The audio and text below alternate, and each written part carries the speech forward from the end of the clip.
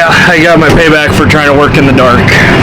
I don't know how bad it is, but it does not look good from here. I think the whole row unit might be messed up pretty good.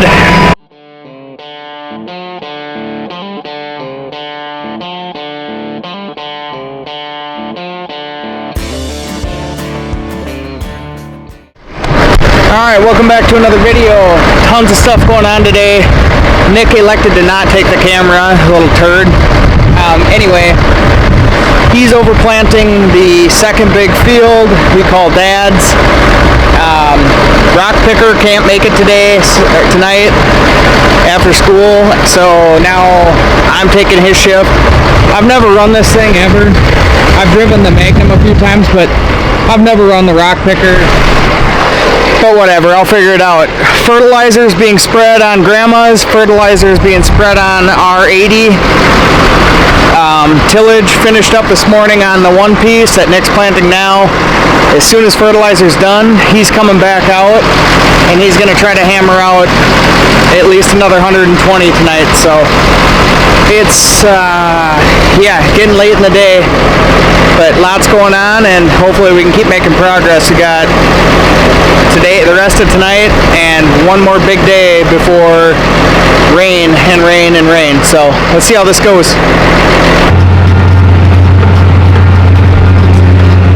Well, I've been here for about 5 minutes and picked about, I think, 12 acres already because I didn't pick up a single rock. So uneventful so far, but I would think that the bigger part of the field there, I think that's like 60 acres or so. I would think there'll be some rocks in there, but I guess we'll find out soon. One thing I will say is this certainly doesn't ride like a quad track. Much, much, much bumpier.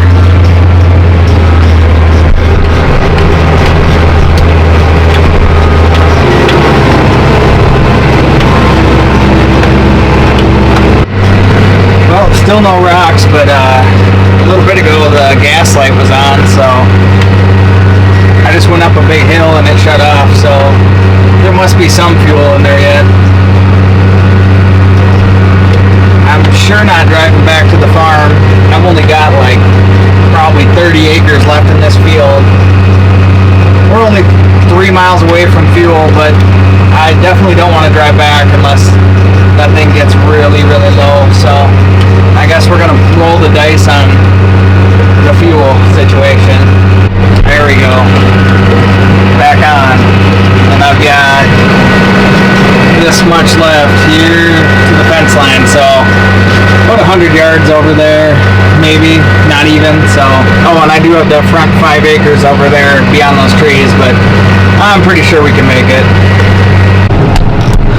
Alright, I'm like 70 acres, 75 acres into this, and I haven't picked a single rock, and I get to the fence line here with our neighbors, and I can see one right there, and one right there.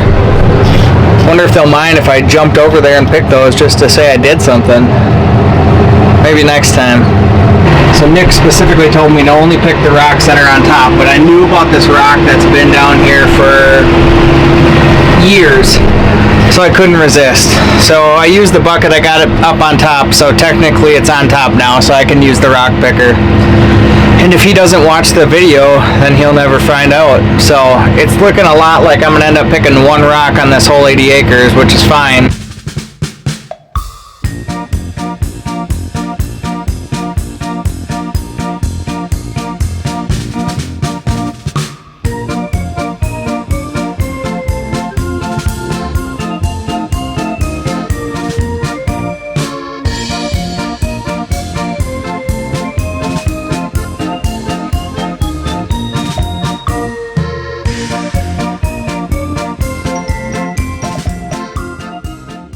Alright, first and foremost, it's not hard, it just takes a little bit of getting used to. I had the dang thing in the picker like 4 different times, and the second hydraulic spins that reel. Well, I kept pushing it the wrong way, and that obviously, hopefully you're going to be able to see this. Well, it knocked it out like 4 times, but That's pretty good sized rock for the picker. Honestly, it barely fit in there through the bar, so got that one out of here. I know that one was on my list last year when I saw it. We were planting and I was like, I want to go get that thing out. Well, I finally got even with it, so well, I think that pretty much wraps up here. One thing I'm going to do is make sure get this all the way straight, because otherwise when you're pulling down the road you'll be going straight and the picker is going to be at an angle. So that was a good reminder from Nick when I came out here to keep an eye on that. So anyway, looks like gonna swing around, get to the field approach and get out of here and go fuel up. That way it's ready for the next person, which probably going to be Riker, but if he's busy tomorrow and we need me to get ahead, I guess I'll be taking this thing out. So, well, I forgot about one thing. When you're picking rock, you get some, you actually want to dump them. So I'm going to actually just dump them here in this rock pile. Probably wouldn't do this anywhere else inside of a grove like this, except for this is my parents' farm. And if anyone has to ever move these in the future, it's going to be me. So I'm going to dump them here and then I'll take off.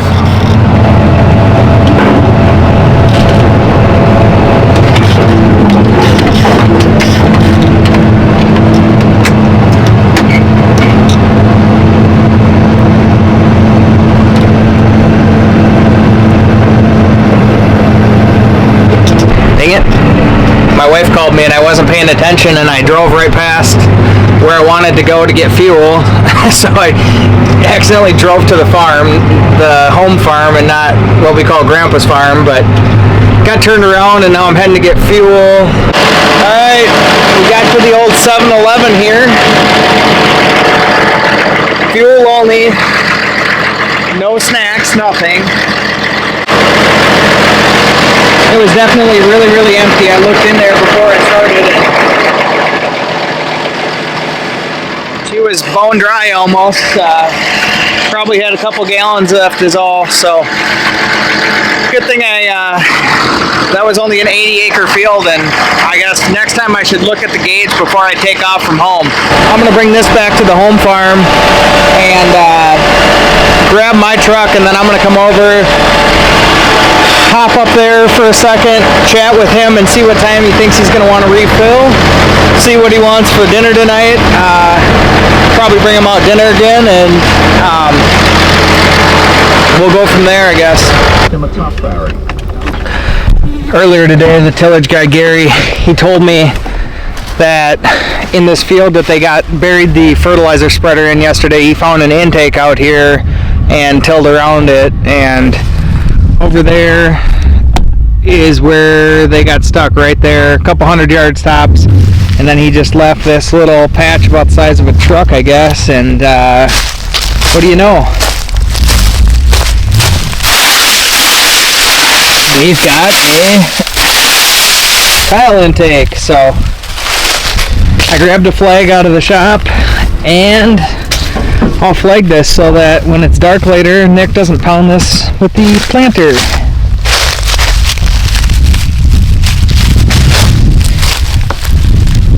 I have to put the camera down. Oh, that is firm. That'd be a good "that's what she said" joke, but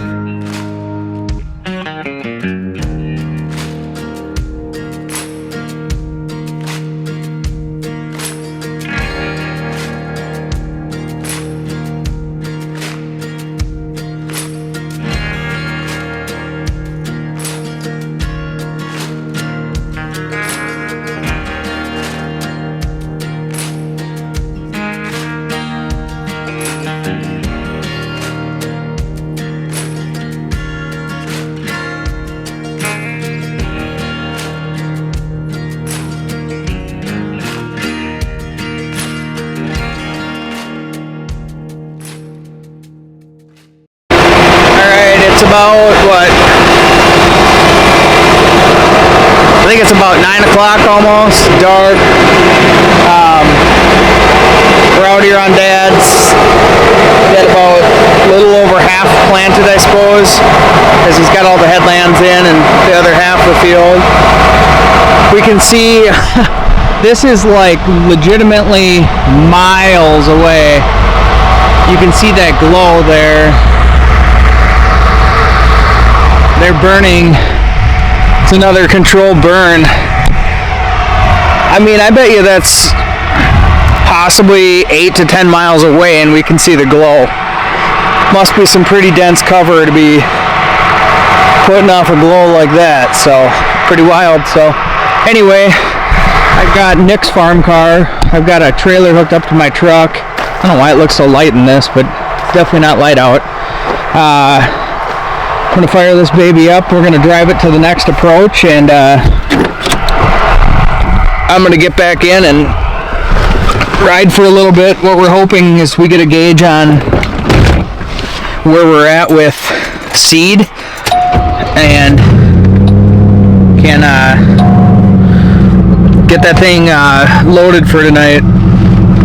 Tomorrow's goal, hit Grandma's, which is like 120, 130, hit our 80, which oddly enough is 80, and then Nick still thinks he wants to try to get out west to do the south part of Oscar's because it's a little bit lower, a little bit heavier black soil, and with rain coming Friday, he's worried that they're not going to get back in there for a while. So at any rate, that seems like a big day to me because of the travel time out to Oscar's. That's at least 45 minutes each way.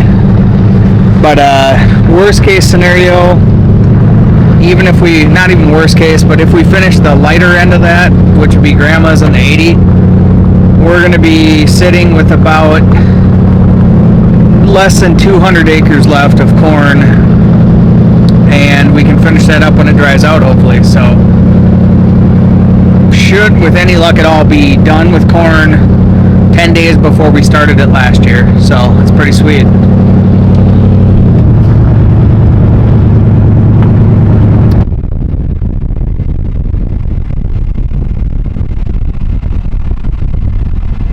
Park this beast here, and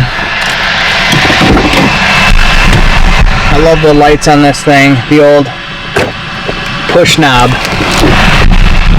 Reminds me of like my grandma's car growing up.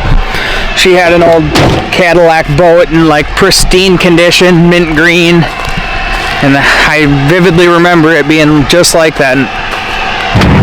Well, I've been planting most of the day. Haven't had an issue, haven't really had a reason to pick up the camera, but yeah, I noticed too that one of the rows was, well, when I went to turn around, I noticed that a unit was making some funny marks in the dirt. I don't have a flashlight on me, of course, but yeah, I looked back and we don't have a trash wiper there. That got knocked off. And when I went to lift up the planter, once I finally noticed that I didn't have the wiper there, it shot right up to the like lifted position. That unit did. All the other ones were slow like normal. So yeah, looks like we're done tonight. I'm gonna head back to the shed and we'll take a look at it in the light, see how bad I messed it up. Well, I'm back in the shed now. I kind of looked over it. It's not as bad as I thought. The row unit looks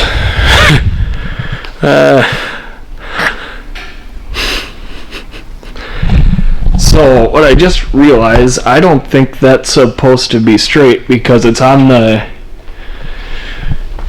the bend, so I think it should be up and like this one where it's kind of at a little more of an angle. Let's go check the other side and see what that one, the one over here looks like. See if that one's at an angle or if it's straight up and down. Please be straight up and down. Well, that's not good. I don't know how well you can see it on camera, but that one's at an angle, and then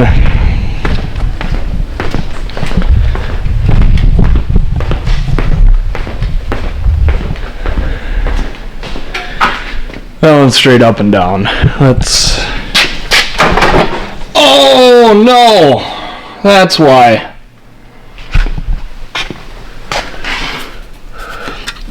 Snapped it right off. Well, looks like someone from Titans is coming out tomorrow. No.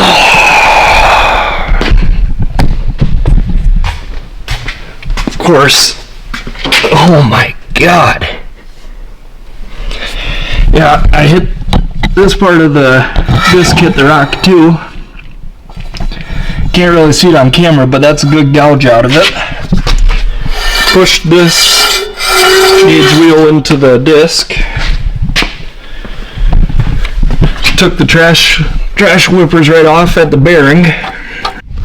Well, that got real expensive in a hurry.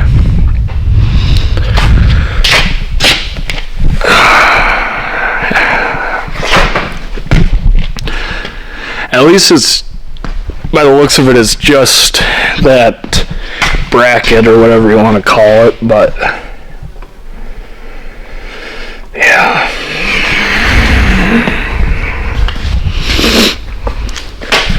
That really sucks. I lost the words. I'll probably pick the camera back up in the morning whenever I figure out what's gonna happen with this. Oh, souvenir. Oh, nice.